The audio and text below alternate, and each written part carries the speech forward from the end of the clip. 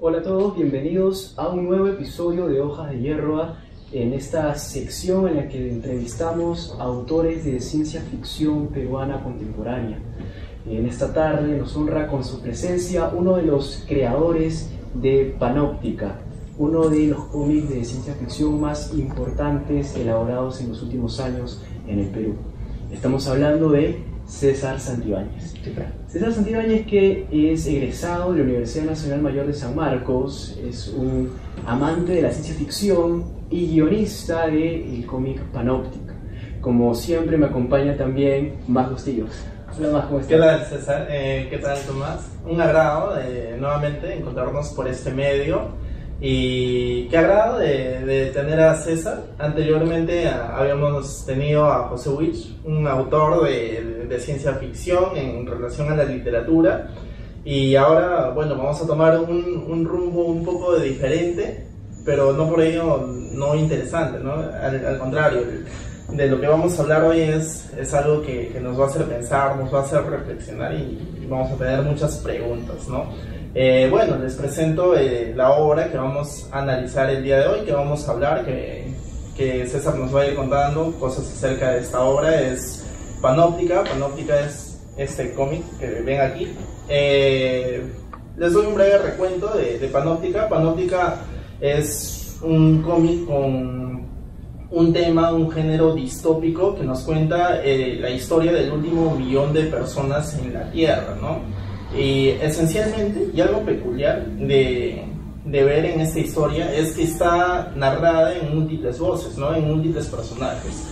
Naturalmente solemos encontrar en una historia a un personaje principal, a un héroe o un antihéroe, pero en esta historia vamos a encontrar a múltiples personajes, múltiples puntos de vista que nos van a contar lo que pasa, ¿no? En este tiempo tan futuro y que a la vez es cercano, ¿no? ¿Qué tal, Más? ¿Cómo están? ¿Qué tal, Tomás?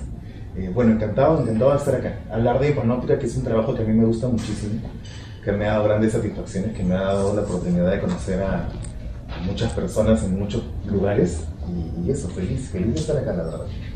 Bien, César, queríamos saber en primer lugar de dónde surge ese interés suyo por la ciencia ficción. ¿Cuál fue ese primer contacto con la ciencia ficción? ¿De repente con el cine o la literatura? Bueno, yo soy hijo de la generación de los 80, ¿no? Entonces en esa época yo creo que un poco las coordenadas sociales habían empezado a cambiar y todos los guionistas, escritores de mi época teníamos que recurrir al cine en casa, ya no podíamos salir mucho por los problemas que había en Lima. Y somos hijos del VHS, del Betamax, de las películas. A mí me gusta mucho la serie B. Entonces, gracias a esta cultura del cine casero, de los cassettes que había en los 80, pude entrar en contacto con, bueno, primero con las películas típicas, ¿no? Con Encuentros cercanos al tercer tipo. Yo creo que es un momento que me alimentó muchísimo, pero mi interés por la ciencia ficción ya un poco más del mundo surge no hace tanto tiempo, en el 2017, cuando leía a Xia Ya, que es una escritora china de ciencia ficción que es tremenda. Además es una tremenda académica y cambió mi forma de entender la ciencia ficción. Entonces yo había seguido, Panóptica nace cuando todavía me alimentaba junto a Hugo de la ciencia ficción distópica. Queríamos un discurso distinto, pero no encontrábamos muchos referentes fuera del mundo anglosajón. Y bueno, ahora que se sigue escribiendo todavía, estamos buscando otros referentes. Pero sí, mi interés nace como el de muchos, ¿no? Aquí en la Biblioteca Central leí Mañana en las Ratas en su momento cuando estaba estudiando aquí, me voló la cabeza. Y también para mí eso fue un parteaguas, ¿no? O sea, no imaginaba que alguien podía hacer ciencia ficción cyberpunk desde la ciudad donde vivía. Entonces, para mí también fue muy importante. Y luego, bueno, conocer a referentes como Witch, Daniel Salvo, fue increíble. Yo creo que le debemos mucho a ellos. Y esos en realidad son mis mayores referentes en ciencia ficción, aparte de algunos escritores chinos que también son fantásticos. Africanos también, que son muy buenos. italianos, que los sigo mucho. Así que eso, la ciencia ficción es... El futuro no es una sola visión. Lamentablemente, tenemos una visión que nos llega del norte global, de Estados Unidos e Inglaterra, que mueven todas estas voces, pero muchos escritores que leemos hoy en día son lo que se conoce como WASP, ¿no? White Anglo-Saxon Protestant, que son personas que ya murieron hace tiempo, y es un futuro pensado de los 80, donde el futuro era el 90 y pico, el 2010. Entonces es un futuro que se escribía desde computadoras con cables, pendrives y cosas que yo mismo no uso hace 10 años. Entonces me empecé a cuestionar qué tan vigente es el cyberpunk y hasta dónde se puede llevar hoy en día. Hoy en día el cyberpunk o la distopía no es la misma distopía brutalista o el metabolismo japonés de las ciudades high-tech tipo Nueva York, Tokio. Las coordenadas han cambiado. Entonces el cyberpunk también ha aumentado. Para que sea especulativo, el cyberpunk tiene que estudiar el presente. Si no, estamos estudiando un futuro escrito desde los 80s o desde los 70s, y ya no sé qué tan especulativo sea ese ejercicio. Sí, yo creo que eso es lo principal. Las principales cosas que consideré para escribir Panóptica junto a Hugo, que es, aparte del dibujante, es el co-creador de todo este universo, ¿no? En realidad hemos pensado los dos en todo esto. Yo me encargo de plasmar las historias, pero todas las ideas las tenemos junto a Hugo. Sí. Y a propósito de Panóptica, también queremos preguntarte respecto al título. ¿Cómo es que surge el título Panóptica? Panóptica viene de visión total. Entonces parte de este mismo principio de que el futuro en realidad es una multiplicidad de voces. Entonces queríamos una óptica que abarcara a todos los actores de la historia. Cuando leemos un libro de historia, por lo general está muy sesgado y tenemos como una sola visión, pero el futuro lo construimos todo el tiempo. Entonces el discurso de Panóptica está en que cada uno es una pieza en este gran efecto mariposa que es el futuro. Entonces por eso es que elegimos este título. Además que el título queríamos que funcionara en diferentes idiomas, porque teníamos un poco ya la idea de internacionalizarlo desde el comienzo. Y en realidad el título nace por eso. Ya luego obviamente encontramos otras cosas, ¿no? Otros significados, y nos preguntaba mucho por el panóptico de Lima, que es esta visión, ¿no? Desde un punto y ves absolutamente todo, y también tiene mucho que ver porque parte del mismo concepto. Pero sí, básicamente el nombre nace de ahí. Nos habías hablado también de las distopías. ¿Cómo concibe usted la distopía? ¿Cuál es el concepto que tiene usted de distopía y cómo se refleja ese concepto en Panóptica? La distopía, yo creo que es un concepto que ha cambiado mucho, porque, por ejemplo, la distopía orwelliana, que se escribe en el 49, cuando Londres estaba destruida y se empezaba a reconstruir la ciudad, y Orwell parte del concepto del brutalismo, de todas estas corrientes. En el cyberpunk la arquitectura habla muchísimo. Entonces están estos edificios que no son intervenidos por la gente, son básicamente manifestaciones del poder del Estado, del poder central. Eso es un poco el brutalismo tal como lo escribía Orwell en esa época.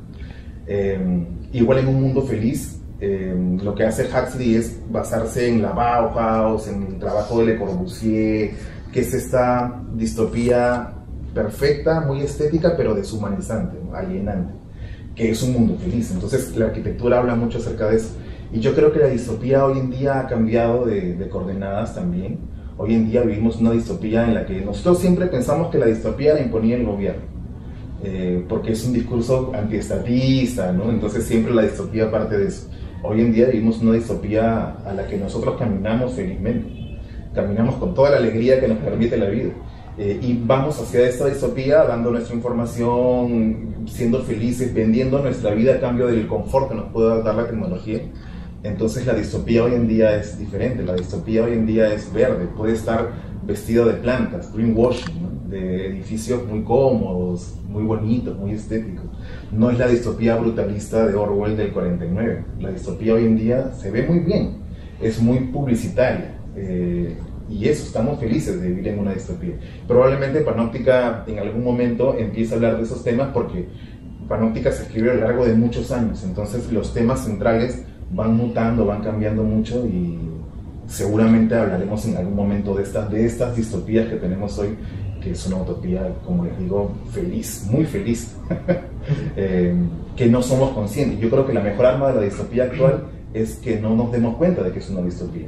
No es esta distopía que te aplasta, que los seres humanos viven tristes. No, el ser humano ahora vive muy feliz, por lo menos cree. Y probablemente por ahí vayamos en algún momento. Pero Panóptica nace en esta distopía que no parte de un Estado, de hecho son comunidades autosostenibles que están muy en contacto con los recursos naturales. En el número 1, por ejemplo, ellos se sirven de hongos para construir su vida diaria. La naturaleza ha tenido que evolucionar hacia un lugar para resistir un clima muy agresivo. Entonces la naturaleza ha vuelto a ser un peligro para el ser humano, porque ya no lo es. Hasta ahora pensamos que la hemos domado, pero en algún momento esta naturaleza crece y otra vez vuelve a ser una amenaza.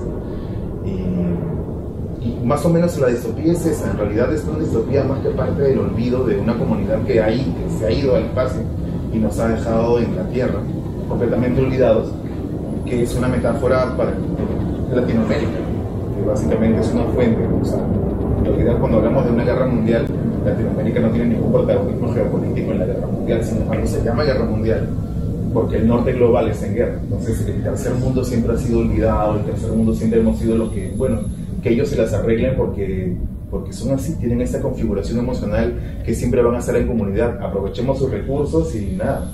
Entonces, desde ese enfoque yo creo que se estructura la distopía de Panóptica, que habla mucho de Sudamérica, ¿no? Y de África, de todo el sur global. Bien, antes de continuar con las exposiciones de las ideas y revisando algunos capítulos de Panóptica, mencionabas a alguien importante que es Hugo Espinosa, ¿no? El dibujante, también como lo dijiste tú, co-creador de Panóptica. Y bueno, ahora que lo menciono, ¿cómo es que se empieza a concebir Panóptica? ¿Cuál fue el proceso creativo que tú empezaste a tener para crear en conjunto con Hugo esta obra, ¿no? Bueno, siempre nos ha gustado mucho la ciencia ficción, pero yo sí debo identificar un momento preciso en donde nace este germen de Panóptica. Ya teníamos la idea de hacer un cómic juntos. De hecho, yo a Hugo lo conozco desde que tenía 6 años, somos amigos de toda la vida. Es como básicamente un hermano para mí y hemos pasado por muchísimas cosas. Pero él en el dibujo y en el guión siempre. Entonces teníamos un poco esos roles. Y dijimos, bueno, vamos a hacer algo, ¿no? Con todos estos años que nos conocemos y las influencias que hemos compartido. Y estábamos en ese proceso de buscar ideas. Y alguna vez en todo este estrés creativo, porque es eso, salimos a pasear en el cochecito la hija de él. Suena raro, pero voy a llegar a algún punto interesante con esto. Y de pronto yo le pregunto, yo también tengo un hijo más o menos de la edad de la hija de él. Y le digo, oye, ¿y ya la niña ya se ha vacunado, ya ha tenido todas estas dosis? Y me dice, no, sí, tiene la primera dosis de esta vacuna y la segunda de esta, pero ya está programada para que le pongan la siguiente dosis y tal. Y le digo, ¿qué pasaría si dejamos de vacunar a nuestros hijos? Y eso nos llevó a pensar en si era posible vivir en un mundo sin vacunarse. Y nos dimos cuenta de que no, que probablemente estemos expuestos a un montón de virus, a un montón de peligros microscópicos, y ahí nace el personaje de Lily. En realidad Lily es el germen de Panóptica, que luego de la pandemia, de muchos años, porque eso fue antes de pandemia, nos dimos cuenta de que Lily es una antivacuna. Empezamos a sacar un poco su línea política también, nos dio mucho miedo, y básicamente parte de ahí la idea. Y luego de Lily empezaron a nacer otros personajes porque requerían otras historias, y así fueron naciendo. Y obviamente luego la historia se fue acotando en los personajes principales, pero la idea es contar varias historias pequeñas. Nosotros somos muy fans de heavy metal, de la revista francesa, y bueno, y de su homónima norteamericana, más de la francesa, que tenía esas historias pequeñas, autoconclusivas, y un poco así fue naciendo Panóptica. Le debemos muchísimo a Lily, que luego se transformó en un discurso acerca de la maternidad, acerca de una vida que lucha por sobrevivir naturalmente en un mundo muy artificial. Lily está llena de recursos, de herramientas, pero bueno, más o menos por ahí va la cosa. Bueno, respecto a las influencias tuyas, ¿no? En Panóptica, ya habías hablado un poco. Queríamos preguntarte también respecto al cyberpunk, ¿no? ¿De qué manera el cyberpunk se presenta en Panóptica o también el transhumanismo, ¿no? ¿De qué manera están presentes estos dos conceptos en Panóptica? Ok, en Panóptica hay un concepto de cyberpunk fuerte, sí. De hecho, por lo general se lee como una obra cyberpunk, pero con unas características distintas al cyberpunk de los 80, que como comentábamos hace un momento, no hay un estado central, porque hay distopías tecnológicas y distopías que no son tecnológicas, tipo la de El cuento de la criada, ¿no? Que son distopías a fin de cuentas ambas, pero algunas que se basan en la tecnología y en otras no. En este caso es un cyberpunk que tiene mucho más que ver, como comentas, con el transhumanismo, porque el discurso parte del cuerpo. Entonces vivimos en un conjunto de sistemas, en un supersistema. Es un poco la premisa. Normalmente cualquier sistema puede ser hackeado. Entonces estamos acostumbrados a pensar en que podemos hackear sistemas computarizados, que es lo que pensamos cuando pensamos en un hacker. Pero también se puede hackear un sistema, el ecosistema se puede hackear, se crean nubes en Dubái, por ejemplo. Se hackea un poco el sistema con esos atrapanubes que hay en Chile. Estamos alterando, vulnerando el sistema, el ecosistema. Y también se puede alterar el sistema del ser humano, el sistema biológico. Entonces, desde ese concepto, Panóptica es un biohacking que tiene que ver mucho con el transhumanismo. Y parte de ese discurso, ¿no? O sea, de cómo los GitHubs te alteran el metabolismo, que es básicamente lo que hace todo el tiempo las sustancias que consumimos a diario, ¿no? Estamos hackeando el sistema con las bebidas energéticas, con el café, con el alcohol, y estamos siempre hackeando nuestro metabolismo. Vivimos en un hacking constante. Y Latinoamérica es el lugar para hablar de hacking, porque hay un discurso de la ciencia ficción que dice que Latinoamérica no produce tecnología. Perfecto, no somos productores de tecnología, pero hackeamos como si no hubiera un mañana. Entonces, Cuevana los servers están en el norte. Entonces, tenemos un mercado negro de móviles, de celulares que se basa en el hacking. Chipeamos, alteramos consolas de videojuegos, celulares, alteramos todo. Entonces, Latinoamérica es el lugar donde se hackea lo inhackeable. Hay ingenieros de sistemas fantásticos que siempre están alterando. ¿Por qué? Porque nuestro sistema económico no permite acceder a la tecnología original, que básicamente es lo que está a la base del hacking aquí. Y con este hacking estamos dándole una nueva lectura de tecnología pensada del norte global. Entonces, yo en el norte global te pienso la tecnología con un fin, todos la consumen con ese fin, el de arriba, pero cuando baja se alteran el funcionamiento y un poco la forma de funcionar de esos artefactos. Entonces somos productores secundarios de tecnología porque le damos una nueva utilidad, y con el cuerpo pasa exactamente lo mismo. Entonces, desde ese punto de vista, sí, Panóptica es transhumanista, es biohacking, es como alterar el cuerpo todo el tiempo para hacerle frente a un ecosistema que no nos soporta, no nos quiere. La naturaleza en Panóptica nos está rechazando todo el tiempo y tenemos esta única forma de hackear nuestro cuerpo para poder sobrevivir. Y es básicamente lo que está ocurriendo ahora, pero a menor escala, con las vacunas y con todo esto, ¿no? Y sí, el discurso transhumanista en Panóptica es hackear el sistema biológico, que es algo que ocurre ya. De hecho, los cyborgs son un elemento también importante en el cyberpunk. Y como comentábamos hace un momento, somos conscientes de que ya vivimos en una realidad cyborg con los celulares. Hay un teórico que a mí me gusta mucho que se llama Ferdinand Mensford, que es un teórico holandés, y él dice que el ser humano no evoluciona con la rapidez de otras especies, pero gracias a la innovación generamos tecnología que es parte de nuestra evolución. Entonces no tenemos la capacidad de orientación de un murciélago, pero tenemos un GPS que nos permite ubicarnos en las grandes ciudades. No tenemos la capacidad de comunicación porque nuestro sistema fonético nos impide llegar muy lejos, pero tenemos un teléfono. Ahora no tenemos un cerebro muy potente que procese mucha información, pero tenemos la IA que básicamente ha externalizado nuestro cerebro para cumplir algunos procesos por fuera. Y básicamente es eso, ¿no? Los Google Glasses y todas estas cosas son maneras de hackearnos y transformarnos en cyborgs que ya somos. Y además en Panóptica hay un discurso acerca de la tecnología como parte de la evolución. Siempre se parte de esta dicotomía que es lo natural y lo tecnológico, ¿no? Pero creo que ha llegado el momento de reconocer que la tecnología es parte de nuestra naturaleza, es parte de quienes somos. De hecho, no toda tecnología es eléctrica. Los tres usamos lentes y son tecnología, los tres usamos zapatillas, ropa, pantalón, eso es tecnología no eléctrica también.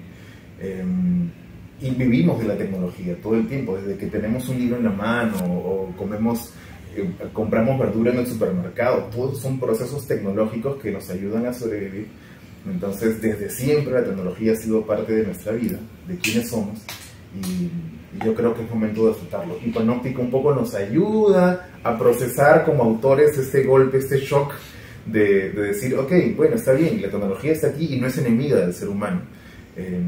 Partimos de una versión bastante más pesimista porque el enemigo es la naturaleza en Panóptica. Pero sí, por ahí va un poco la cosa.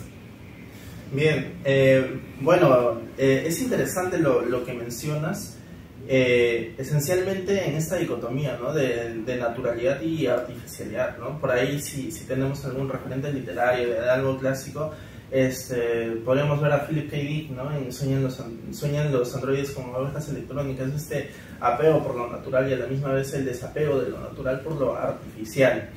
Pero ahora, para adentrarnos un poco más en la gran obra que es Panóptica y ver un poco más de la estructura, en la forma que se ha creado esta obra, me gustaría preguntarte cómo y por qué concibes a la historia con múltiples personajes. Como había mencionado en un inicio, naturalmente es común ver solo a un héroe o a un antihéroe, ¿no? Pero esta obra está construida a través de múltiples vistas y a través de múltiples personajes, ¿no? Es verdad. Bueno, no éramos conscientes del impacto de esta estructura que habíamos creado, que la creamos inicialmente por comodidad, para permitir contar historias y, bueno, deshacernos de personajes que queríamos deshacernos, pero luego nos dimos cuenta de que aquí se piensa mucho en comunidad, ¿no? Y Latinoamérica es una historia que se escribe en conjunto. Y cuando la primera vez que publicamos Panóptica en Europa, en Italia, nos decían, esta historia es muy latinoamericana. ¿Por qué? Porque hay eso, hay comunidad y hay como una realidad muy dura. No éramos conscientes de qué tan en contacto habíamos estado o estamos día a día con la escasez, con el hambre, con la violencia, y de pronto dicen, pues, es súper latinoamericana, ¿no? Pero yo creo que luego empezamos a aceptar y empezamos a seguir construyendo la historia desde esta visión comunitaria. Me gusta mucho experimentar con estructuras. Yo creo que el momento donde la ciencia ficción vende a un solo héroe capaz de cambiar el sistema ha pasado. Ahora estamos escribiendo historias con muchas voces, porque parte de esta típica autoestima anglosajona, ¿no? Donde un personaje puede cambiar todo un sistema. Y aquí sabemos que no, que tenemos que hacer cosas en conjunto y actuar, articular esfuerzos. En Panóptica no hay un esfuerzo articulado, porque no hay una visión de Estado contra el cual luchar, lo cual hace difícil cambiar la realidad de estos personajes. Pero sí hay una sensación de comunidad grande, ¿no? Pero al mismo tiempo hay una sensación de supervivencia, porque también cada uno va un poco por su lado. Entonces yo creo que es esa la forma de estructurar. Por eso elegimos inicialmente por comodidad, pero luego fuimos entendiendo, gracias a los lectores, de hecho, de tener diferentes tipos de personas que han leído la obra y nos han ido dando sus impresiones, te dan pie a entender cosas y decir, ok, ahora sí entiendo qué estábamos haciendo. Hemos conocido a personas muy interesantes con esta obra, que la han analizado desde muchos puntos de vista y muchas estéticas, ¿no? De arquitectura. Alguna vez nos invitaron a un curso en una universidad de arquitectura especulativa que nos pareció increíble. Hemos conocido a gente incluso del movimiento sadomasoquista por los trajes de látex de los personajes que les parecieron fantásticos, y entendimos mucho el simbolismo detrás del material, que es como una segunda piel. Entonces, porque yo para hacer a Ébola, parto de una referencia que es una serie que se llama Irma Vep, de un cineasta francés, pero no era consciente del significado del material para esta comunidad. Y luego al entenderla digo, ok, estamos dando un mensaje desde los edificios, desde el material con que se visten, las armas que utilizan, las sustancias que consumen, todo es, y todo parte de realidades diferentes. Entonces necesitábamos múltiples perspectivas para contar todas estas proveniencias, y cada uno lee el presente de una manera distinta. Y eso es también interesante, ¿no? Porque el presente se lee así y el futuro de Panóptica también se lee desde múltiples ópticas. Cada personaje tiene diferentes objetivos, diferentes formas de estar en el mundo. Y yo creo que es básicamente eso. O sea, podría resumirse así, la estructura de Panóptica. Bien, siguiendo con este mismo tópico, pero ya tal vez ingresando un poco más a lo que es el trazo, el dibujo. Bueno, lamentablemente Hugo no está aquí, pero tal vez hacer algunas cuestiones referentes, ¿no?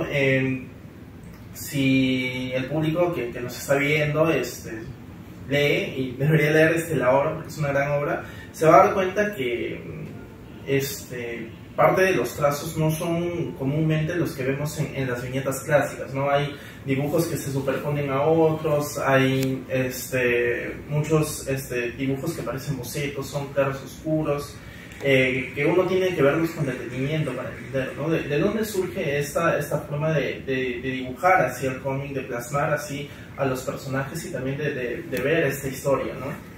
Bueno, la estética de Hugo es una estética muy particular. Yo, además de que Hugo es un gran amigo, yo tengo una gran admiración por su estilo, porque es un dibujante que ha encontrado una voz, y es una voz que es muy acorde al estilo narrativo de la obra, porque es una realidad sí, sucia, detallista, desordenada, pero al mismo tiempo tiene una coherencia, ¿no? Porque él, si bien es cierto, tiene detalles que son muy intrincados, también es capaz de manejar al mismo tiempo los grandes bloques de sombra. Entonces eso da un respiro entre todo el detalle, esos grandes bloques de sombra y ese manejo de la luz que es fantástico. Nos hace entender la viñeta, pero también juega mucho con el caos, con esta sensación de que todo es potencialmente peligroso, todo está en movimiento constante, cada parte del mundo tiene como una especie de vibración. Yo lo leo así al menos. Yo creo que es un estilo increíble, y eso nace mucho de las influencias de Hugo. Tiene muchas influencias de Cybersea, de Trivium, Melia, el metal urban, que es el heavy metal, y muchos historietistas europeos que trabajaban en esos estilos mucho más experimentales, y además él es el gran responsable de la composición de la obra, ¿no? Que es una composición que también es muy dinámica, no son... si bien eso nos gusta mucho el cómic europeo suele ser como mucho más estático en su composición. Sí. Sin embargo, lo que alimenta a Hugo y a mí también como lector de cómics son los cómics de Image de los 90, tipo Spawn, donde jugaban con viñetas triangulares, viñetas circulares. Mis guionistas de referencia es también la ola británica en los 80, tipo Grant Morrison, Alan Moore. Entonces yo creo que estos elementos han confluido, y sobre todo en Hugo le gusta mucho Sam Kidd, le gusta mucho, en fin, varios historietas que jugaban con la forma de la viñeta. La forma tiene un mensaje. Entonces, esta forma de distribuir los elementos en la página para generar esta especie de caos dirigido, creo que es uno de sus grandes sellos, ¿no? De hecho, cuando él viajó también a presentar el año siguiente que fui yo, Panóptica, también los comentarios a su arte eran alucinantes, porque ha sido capaz de encontrar una voz. Además, una de las cosas que vale la pena mencionar es que Hugo es arquitecto. Entonces, por eso es capaz de diseñar espacios que tengan una coherencia, un concepto. Y yo le puedo pedir perspectivas mucho más arriesgadas que no le podría pedir a un dibujante que tiene unas viñetas un poco más planas, que se centra más en lo físico de los personajes. Por eso es que el escenario en Panóptica tiene mucha importancia, porque parte de esta visión arquitectónica del mundo. Eso es muy interesante, y además ahora que tú dices que también el arte de Hugo es bastante reconocido, es claro el talento, ¿no? Bueno, particularmente a mí una de las cosas que más me interesó, y ahora que también lo decías, además de que la historia y el lenguaje y los diálogos hablan por sí mismos, las imágenes también lo hacen. Encontramos en muchos de los capítulos planos generales, primeros planos acerca de los personajes, donde se referencian muchos temas, ¿no? Y uno de los temas esenciales que está muy plasmado en toda la obra es la muerte, ¿no? La muerte, normalmente estamos acostumbrados a tener, a ver al personaje en su viacrucis, en su historia, pero no ver a múltiples personajes y ver que naturalmente terminan muriendo, ¿no? ¿Por qué este tema de la muerte en la obra? La premisa un poco de la que partimos, como estamos hablando de la extinción de la especie humana, partimos de un tema muy particular, ¿no? Que antes había como una especie de tema recurrente y decíamos, si el hombre es finito, la humanidad por ende puede ser finita. Entonces nos concebimos como una especie todopoderosa, pero la verdad es que cada elemento que compone este gran tejido humano puede morir. Entonces ahora estamos acostumbrados a que la humanidad es una gran piel que remueve elementos muertos y se regenera todo el tiempo, pero en algún momento esa piel puede dejar de regenerarse y básicamente después se puede terminar, y claro, cada muerte pesa, por eso es una cuenta regresiva, y además que es una realidad muy dura. Entonces y hay un juego muy morboso también, ¿no? O sea, ¿por qué negar? El cyberpunk, ese cyberpunk que hacemos, que yo creo que es mi única obra cyberpunk, se nutre mucho de la muerte y de estas situaciones, muy aparte de los discursos que tocamos en cada uno de los números. Pero la muerte es básicamente un acontecimiento importante, pero no es lo más importante. Depende de cada número. A mí me gusta mucho el número 4, me parece que es, donde hablamos del futuro del lenguaje, por ejemplo, ¿no? Que es un futuro del que no se habla. Se habla de la tecnología, se habla del transhumanismo, de la arquitectura, pero nadie habla de cómo vamos a hablar en el futuro, cuáles van a ser las jergas del futuro. Y si hoy en día, si nosotros hablamos con una persona de los 80 y le decimos que tienes que googlear o tienes que buscar, qué sé yo, agrégame a Facebook, dame like o comparte este contenido, esta persona de los 80 no nos va a entender. Entonces estamos viviendo un futuro del lenguaje desde los 80. Y si eso hablamos del futuro, el lenguaje también tiene un futuro. Que un poco lo que ocurre con el futuro del lenguaje, perdón que me salga tanto del tema, pero no, adelante, interesante. El lenguaje se permea, se contamina de la tecnología. Hoy en día nuestros verbos provienen de marcas, de Google, de buscadores, de like, decimos likear, por ejemplo, ¿no? WhatsAppear. Y eso es un lenguaje que ha ido evolucionando siempre desde la cultura dominante de la tecnología, porque todo viene de inglés. No usamos términos que derivan de la tecnología de la India, no usamos términos que derivan de la tecnología de China. Todos son tecnología norteamericana que hemos adoptado porque es la tecnología dominante y lo transformamos a nuestro idioma, y así nuestro idioma va evolucionando hacia estas palabras que hablan de un mundo inmaterial, ¿no? Likear y esas cosas, postear. Y el número 4 habla acerca de eso. Pero siempre, volviendo al tema, la muerte es solamente un impulso, ¿no? Un impulso que nos hace conscientes de que nos estamos acercando a un final. No sabemos cuál es, pero nos estamos acercando a un final. Y con estos momentos, con estos pulsos de muerte, aprovechamos para cambiar de tema todo el tiempo. Hablamos del futuro de los materiales, de las drogas, del lenguaje y de tantas cosas. Es bastante interesante el punto de vista que mencionas, porque hasta cierto punto la obra tiende a llevarte hasta un punto psicoanalítico bien interesante, ¿no? Yo te quería comentar esto ya personalmente. A medida que avanzaba por las historias de Panóptica y me encontraba con una muerte tras otra muerte y las historias y los puntos de vista de esta sociedad que están plasmadas en este mundo que ya ha sido abandonado, encontraba en la muerte, por más peculiar que suene, por más raro que suene, un sensualismo, una relación por ahí, algo candente, una relación más pegada a eso, y bueno, ¿no? Siempre para recordar algo literario me hacía recordar a Courage, ¿no? De J.D. Ballard, el escritor británico, que ahora que también lo mencionabas con el cyberpunk, hay una relación muy interesante, muy genial con el transhumanismo, con la sensualidad, con la muerte, el deseo y el placer de encontrar ese placer perpetuo en lo que es la muerte, ¿no? El punto final, el punto álgido de la vida es cuando acaba, ¿no? ¿Hasta qué cierto punto tú lo ves así? Es curioso lo que mencionas porque justamente hay una discusión en el ámbito de la ciencia ficción del estilo que estoy haciendo hoy en día, que es una ciencia ficción bastante más próxima, acerca de la muerte, porque la muerte ha cambiado de significado.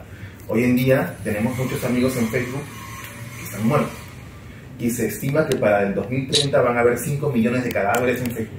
No de cadáveres, pero de personas que ya están muertas. Y van a haber muchos más muertos que vivos porque la gente está mirando de Facebook porque es una red que ya no es atractiva. Entonces Facebook va a ser una especie de cementerio donde a veces nos recuerdan, tienen tantos años de amistad con esta persona, y dicen, pero esta persona murió el año pasado. Hay unas exequias, cuando alguien fallece, le escribes a la persona, dices, fuiste un gran compañero. Es una forma de manifestar respeto hacia el perfil de esta persona en redes, y básicamente sabemos que esa persona no está ahí, sabemos que esa persona nunca nos va a leer, pero son los nuevos rituales que están relacionados a la muerte que la tecnología está creando, ¿no? Escribir tanta tristeza, fuiste genial en Facebook, en un comentario, alguien que ha fallecido hace 2 días, es una forma de ritual también, ¿no? Un poco de rendir respeto a esta figura que no está. Ahora está el mind uploading, por ejemplo, ¿no? Este tipo de tecnología que tenemos información regada por todos lados. Tenemos información que compartimos en WhatsApp, en Facebook, en LinkedIn, en Instagram, en todas las redes sociales que puedas imaginar. Aparte de los correos electrónicos. Hay tecnologías que juntan toda esta información y gracias a un LLM, o sea, un Large Language Model tipo ChatGPT, toman toda la información, tus recuerdos, tus flashbacks, tus bromas internas con los amigos, los stickers que compartes, y crean un tú artificial que se uploadea a un servidor, y yo puedo conversar con mi abuelo, que falleció hace años, si mi abuelo hubiera tenido esta cantidad de redes sociales. ¿Qué pasaría si, por ejemplo, uploadeas esta información a un avatar de Roblox con inteligencia artificial? Podrías jugar con tu primo que falleció o tu hermano que falleció hace años, sabiendo que este no es un ente físico, es un avatar de Roblox con toda su información volcada, y podrías tener conversaciones significativas con él. Entonces, la tecnología ha cambiado la muerte y viceversa. Creo que la muerte también hace que la tecnología busque nuevas salidas para procesar el duelo. Hay cementerios tecnológicos ahora, ¿no? Tú puedes navegar en cementerios que son espacios en 3D y visitar a los muertos y escanear QRs y ver fotografías. Y sí, o sea, la muerte y la tecnología están muy ligadas. Parece mentira porque con nuestra visión pensamos que todavía el ser humano termina con la muerte. La tecnología nos ha demostrado de que ya no necesariamente. La red está plagada de fantasmas digitales por todos lados. Entonces, Hiparótica no lo tiene todavía en estos números. Estoy haciendo como un medio spoiler, pero probablemente, muy probablemente, toque temas relacionados a la muerte después. Sí. Bueno, esperamos con ansia. Ojalá que pase muy pronto, porque de verdad esta obra nos ha suscitado mucho de qué hablar.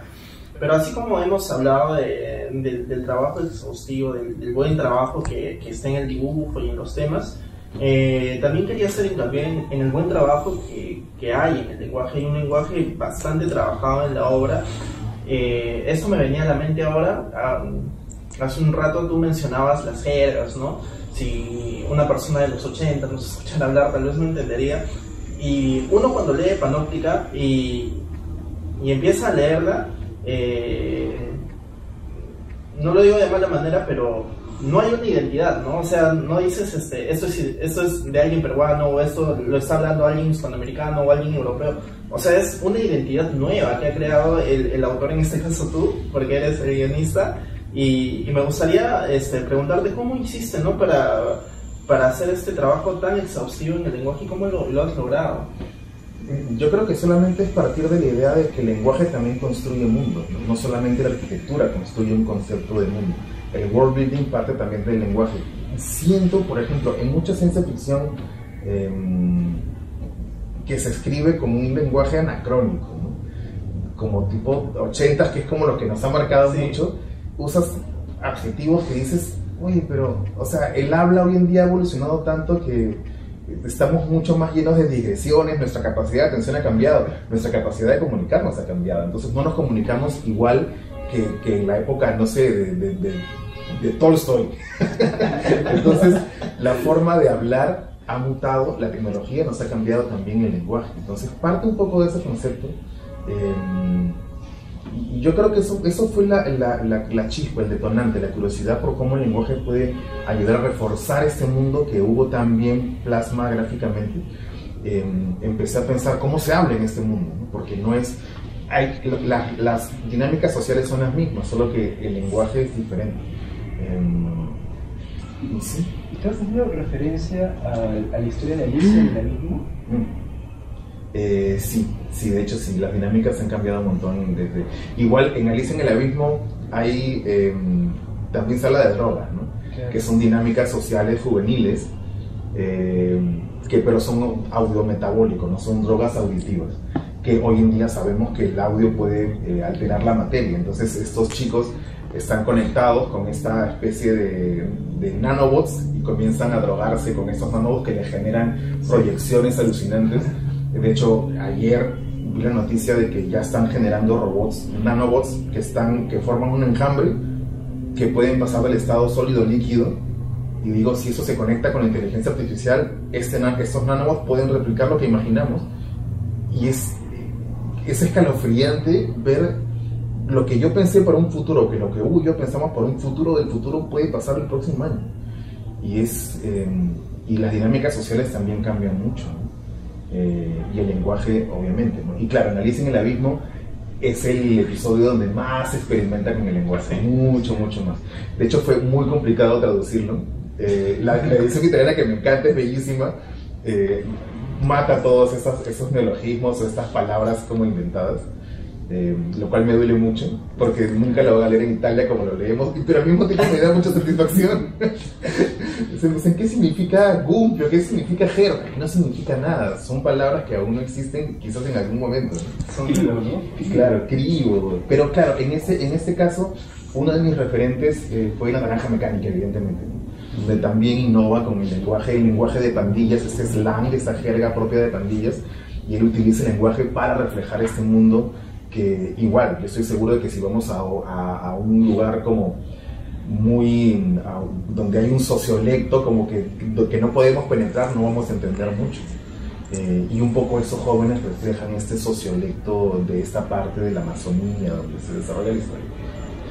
Mira, ahora que lo mencionas, es muy importante también de mencionar, se nos había pasado que a pesar de ser una distopía, algo lejano, también coquetea mucho con la realidad de nuestro tiempo, ¿no?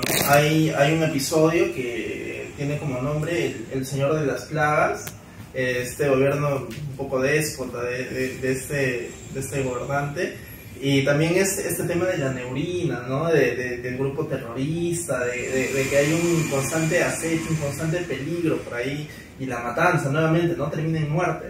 Sí, hay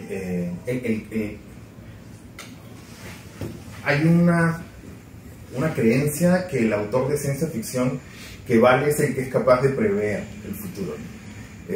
A veces es diferente, a veces el autor solamente, o a veces construye el futuro o hace un ejercicio especulativo que no siempre se cumple, pero la sociedad en general da más valor al que dices, la acertaste, ¿no? Como a Verne, todas las cosas, Sartre, que dices, si no le acertaste el futuro, eres un mal escritor de ciencia ficción.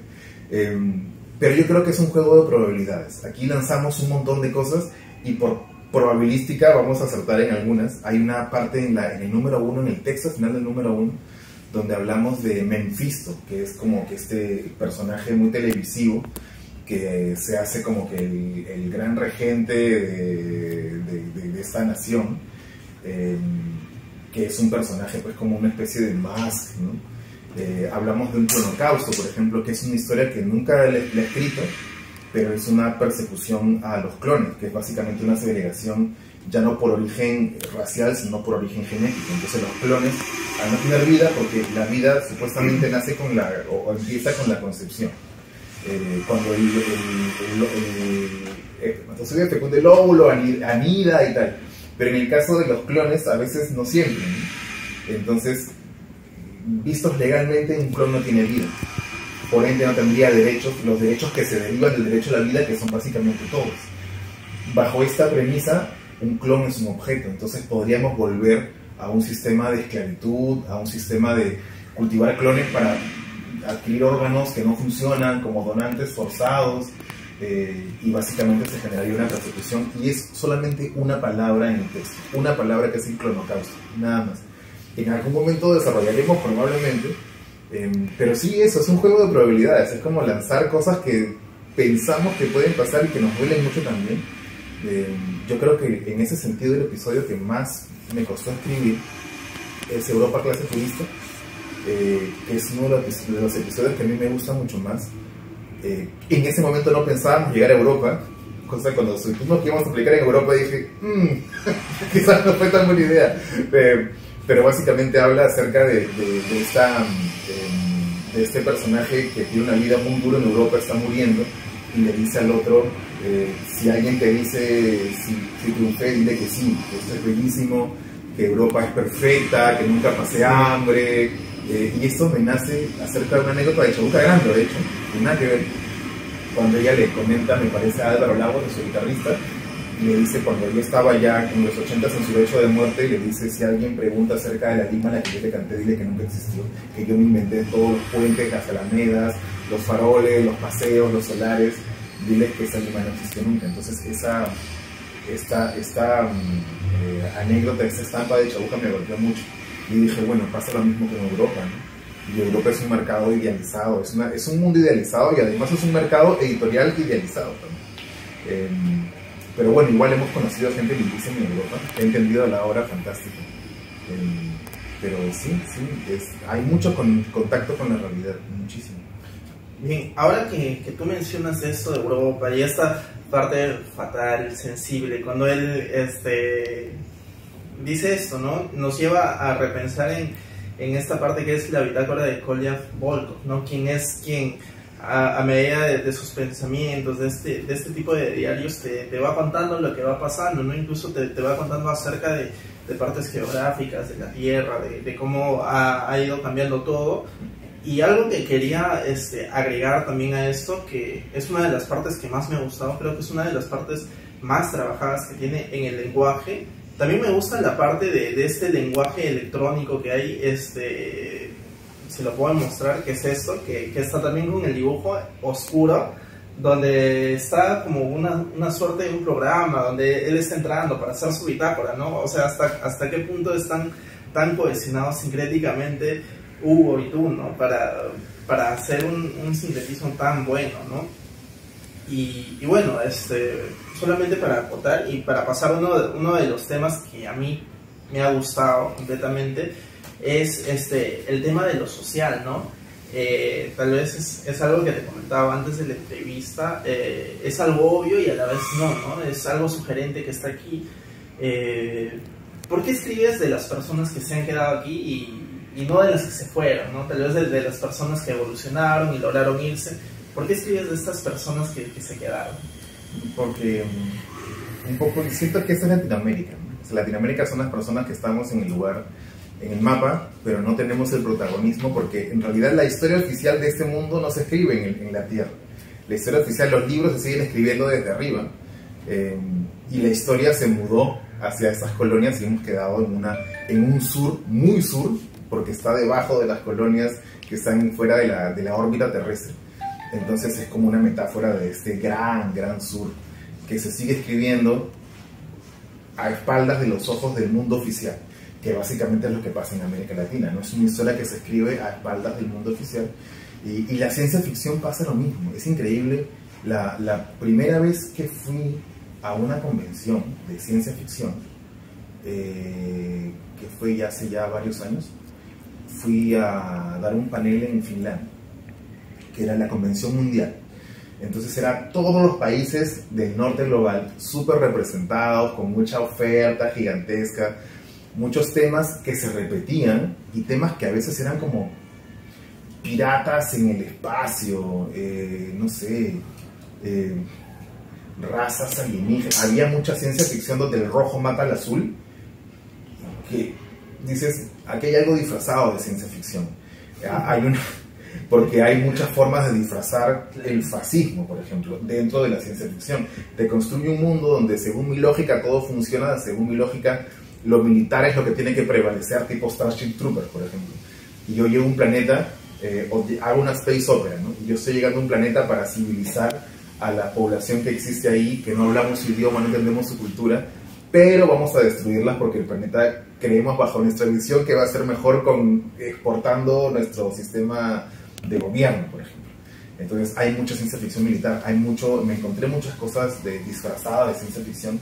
De hecho, en ese momento, en la convención hay un grupo que se llamaba los Rabid Puppies, los cachorros rabiosos, que no los dejaron entrar a la convención porque es una ciencia ficción absolutamente misógina, ultraderecha, hablando de dinosaurios que tenían relaciones con una stripper en un planeta, en un café espacial, ¿no? El dinosaurio tenía una relación forzada, la obligaba a ella, para ellos era weird, ciencia ficción, pero la gente de la Worldcon pudo ver un poquito más allá y les dijo, ustedes no van a pasar ahí.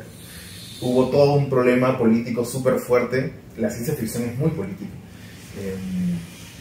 Y sí, o sea, me di cuenta de que todo el protagonismo, todo lo que pasaba en el mundo pasaba y Latinoamérica no estaba.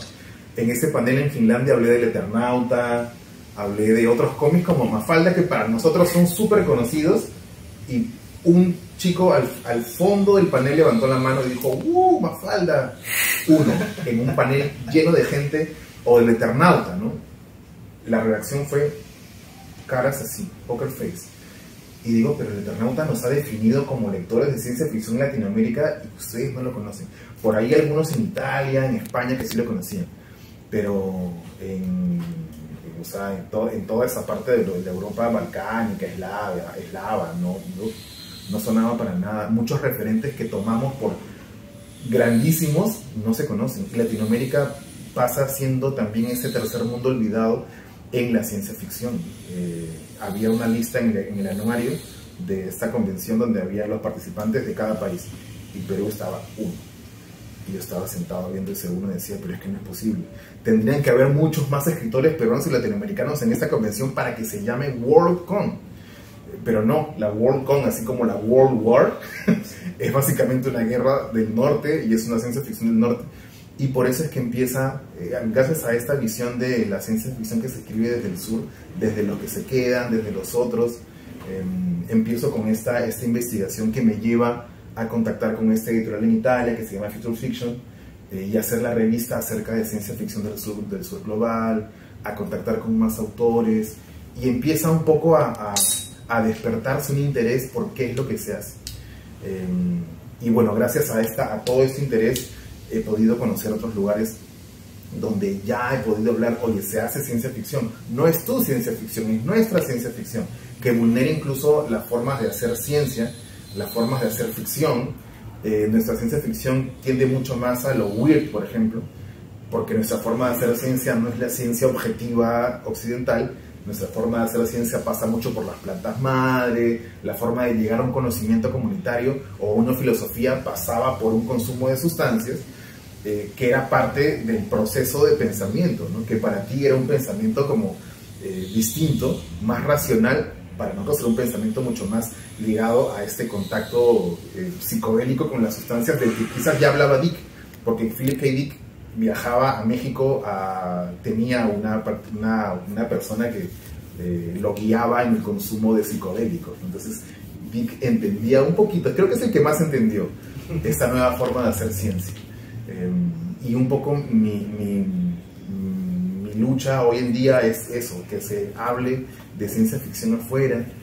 Tengo la ventaja de que yo soy bilingüe italiano-español, entonces Roma me ha ayudado mucho a difundir este mensaje muy grande, y hicimos esta antología de ciencia ficción andina. Llamamos a Paz Soldán, a muchos autores también latinoamericanos, y es la primera vez que se ha hecho ciencia ficción andina en Italia. Y era como el comentario era que no sabía que se hacía ciencia ficción en Latinoamérica. Algunos, otros sí, pero los menos. Pero es eso, ¿no? Es eso. Los que se quedan a veces tienen soluciones. Tienen soluciones. Bien, ahora saliéndonos un poco de la obra y lo interesante que hablabas de la ciencia especulativa, de la ciencia ficción en el mundo, naturalmente, como tú lo has dicho, por muchos años y desde un punto de vista hegemónico había estado conjugada en la ciencia ficción británica y la del norte, ¿no? ¿Cómo ves tú en la actualidad? ¿Crees, nos comentabas antes de la entrevista, que tenía relación con ciencia ficción proveniente de la India, de África, de algunos países que también dan sus puntos de vista, ¿no? ¿Crees que en la actualidad se está llegando a un punto de vista más integral en esta relación? Hemos empezado un camino. De hecho, ya en las convenciones afuera se empieza a hablar de una ciencia ficción latinoamericana. Me gusta mucho que se hable de latinoamericana y no porque afuera somos latinoamericanos. Así como aquí pensamos en África y no pensamos en Zimbabue, no pensamos en Nigeria, pensamos en África. Desde el mundo de Latinoamérica es un espacio gigante llamado Latinoamérica y no somos Ecuador, no somos Chile, Perú. Lo cual es una ventaja porque nos ayuda a pensar como región. Poco a poco hemos tenido más participación. De hecho, el panel que vi en Finlandia en el 2017 era un panel de otra cosa muy distinta a la ciencia ficción latinoamericana, y poco a poco, conforme me he ido encontrando con otros actores que están interesados en difundirla, creo yo que la presencia latinoamericana ha escalado en el mundo, y la presencia de esas otras ciencias ficción ha escalado en el mundo. Prueba de ello es que la segunda vez, hace 2 años, nos invitaron a la convención en Chengdu, en China, y donde hubo más de un panel de ciencia ficción no escrita en inglés, de ciencia ficción latinoamericana, un panel fantástico donde estuvo Tanya Tinyala, que para mí fue el panel central, el panel más interesante de Latinoamérica en esta Worldcon de Chengdu fue ese. Estaba Laura Ponce de Argentina, Gabriela Damián Mirabete de México, Tanya Tinyala de Perú, Finlandia, estaba Ana Ruche de Brasil y Leo Espinosa de Chile. 5 latinoamericanos por primera vez en una convención mundial hablando de la ciencia ficción latinoamericana. Y lanzaron unos mensajes fuertísimos, muy políticos, lo cual en China como que a veces no está muy bien.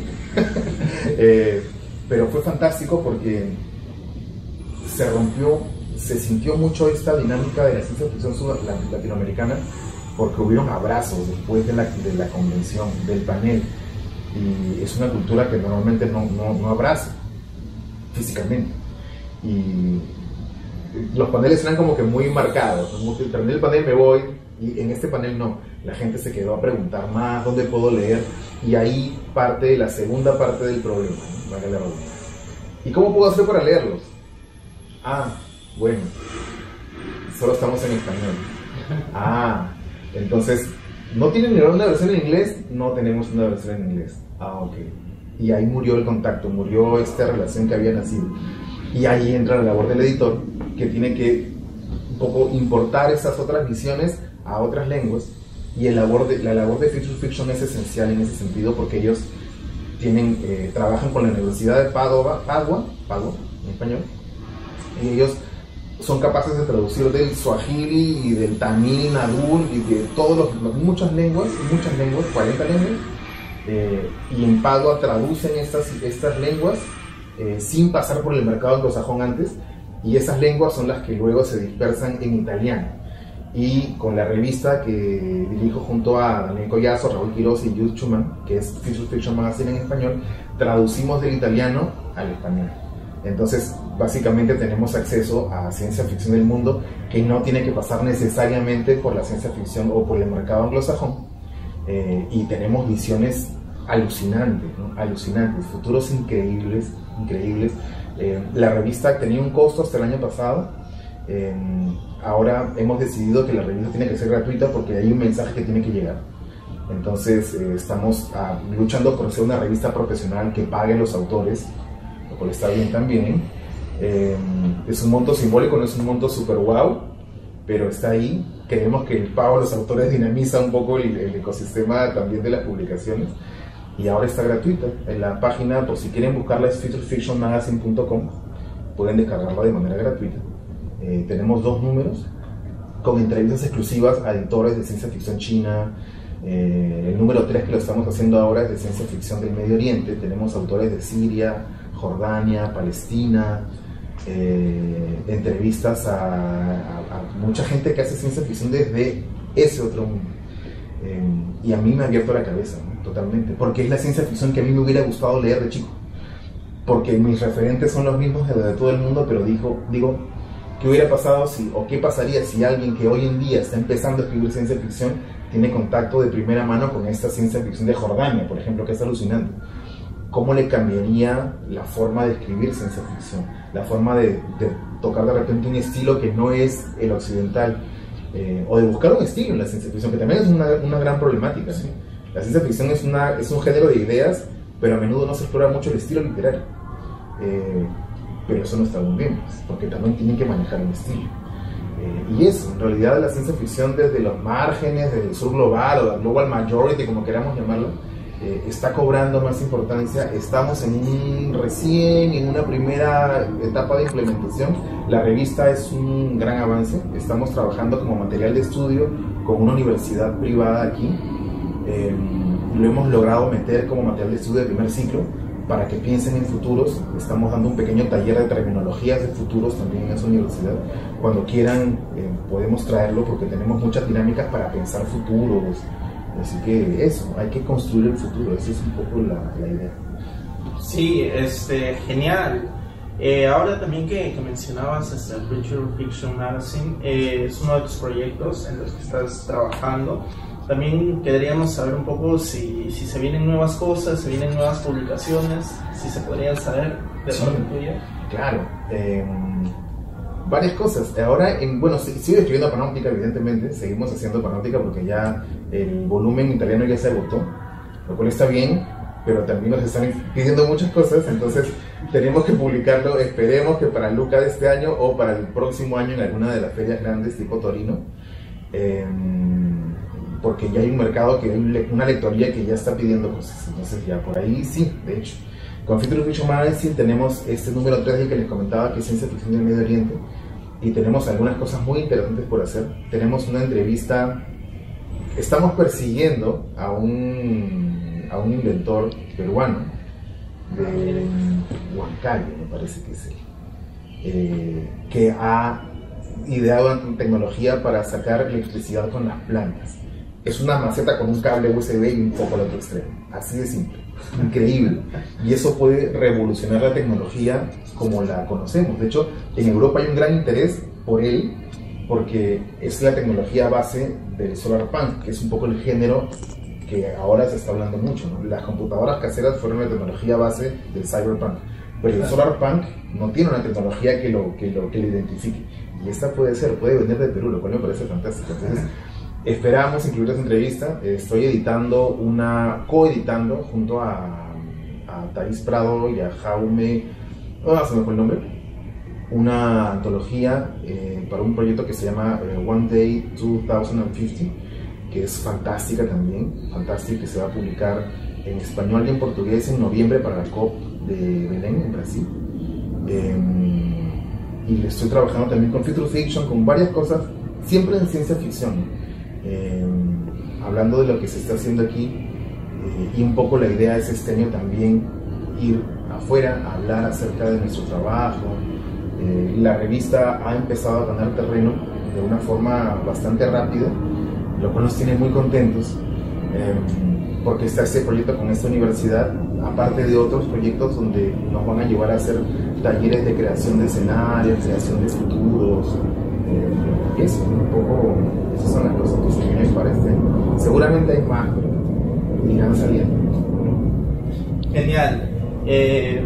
Bueno, para cerrar esta genial e interesante entrevista, queríamos agradecerle a César Santibáñez, a Tomás una vez más por estar aquí con nosotros compartiendo, y a ustedes que nos ven desde la otra pantalla, ¿no? Siguiendo cada día, semana a semana, el podcast y el programa, ¿no? Nos vemos en una siguiente entrevista y esto sería todo. Gracias. Gracias. No olviden suscribirse, dejar su like. Nos vemos. Cuídense.